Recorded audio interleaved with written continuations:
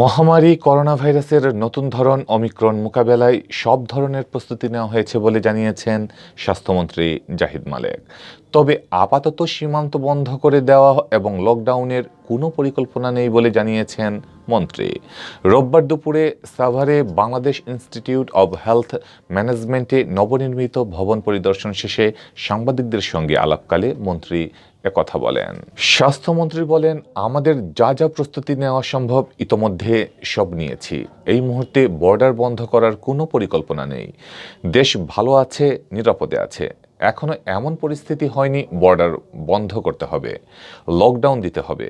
বর্ডারে স্ক্রিনিং ও পরীক্ষা জোরদার করা হয়েছে। মন্ত্রী বলেন, আমরা একটা সভা করেছি আন্তঃমন্ত্রণালয়ের।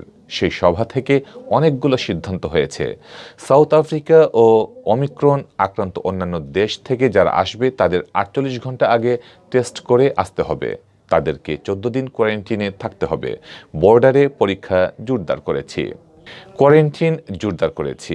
বিশেষ করে ঢাকায় যেসব হাসপাতালে আগেও চিকিৎসা হয়েছে সেখানে নিজ খরচে কোয়ারেন্টিন করা যাবে। জাহিদ মালেক বলেন, এর বাইরেও আমরা বিভিন্ন পদক্ষেপ নিয়েছি। এয়ারপোর্টে স্ক্রিনিং ব্যবস্থা জোরদার করা হয়েছে, ল্যাবের পরিধি বাড়ানো হয়েছে। আগে 2000 স্কোয়ার ফিটের ল্যাব ছিল, সেটি 30,000 স্কোয়ার ফিটের বেশি সম্প্রসারণ করা হয়েছে। মন্ত্রী বলেন, বিদেশ থেকে যারা দেশে আসবেন তাদেরও দায়িত্ব আছে, তারা যেন সংক্রমিত হয়ে দেশে না আসেন। যারা বিদেশে আছেন, বিশেষ করে যারা আফ্রিকার দেশে আছেন, এই মুহূর্তে দেশে না এলেই ভালো হয়। কারণ আপনারা আপনাদের পরিবার ও দেশকে নিরাপদে রাখতে চাইবেন। তাই যে যেখানে আছেন সেখানেই নিরাপদে থাকেন। প্রস্তুতির কথা জানিয়ে স্বাস্থ্যমন্ত্রী বলেন, আমাদের হাসপাতালগুলোকে প্রস্তুত রেখেছি।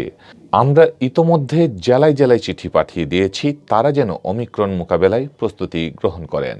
আপনারা জানেন জনবল খুবই প্রয়োজন। এজন্য 8,000 নতুন নার্স ও 4,000 ডাক্তার নিয়োগ দেওয়া হয়েছে।